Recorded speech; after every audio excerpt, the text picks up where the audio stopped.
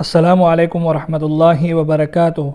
हाज़रीन, इंशाअल्लाह आज इस वीडियो में सूरतुल बकरा की 8वीं रुको रवांगी और खुशावाजी के साथ पढ़ेंगे।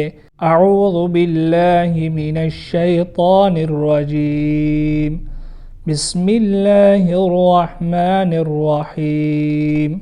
इन्नल्लज़ीना आमनू वल्लज़ीना हादू वन्नसारा والصابئين من آمن بالله واليوم الآخر وعمل صالحا فلهم أجرهم عند ربهم ولا خوف عليهم ولا هم يحزنون.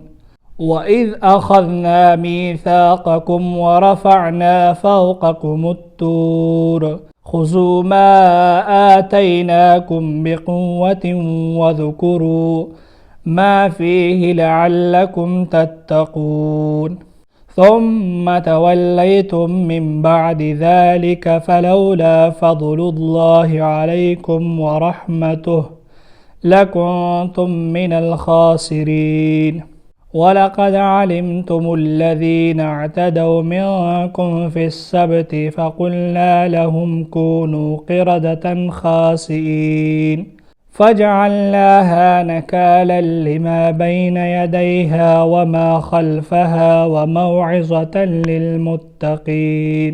وإذ قال موسى لقومه إن الله يأمركم أن تذبحوا بقرة قالوا أتتخذنا هزوا قال أعوذ بالله أن أكون من الجاهلين. قالوا ادع لنا ربك يبين لنا ما هي قال إنه يقول إنها بقرة لا فارد ولا بك عوان بين ذلك فافعلوا ما تؤمرون.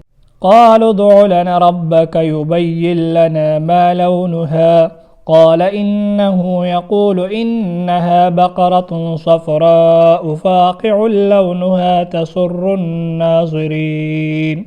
قالوا ادع لنا ربك يبين لنا ما هي إن البقرة شابه علينا وإنا إن شاء الله لمهتدون.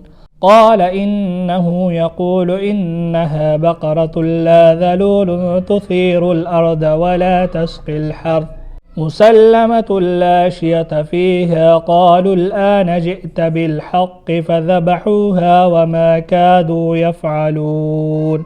صدق الله مولانا العظيم.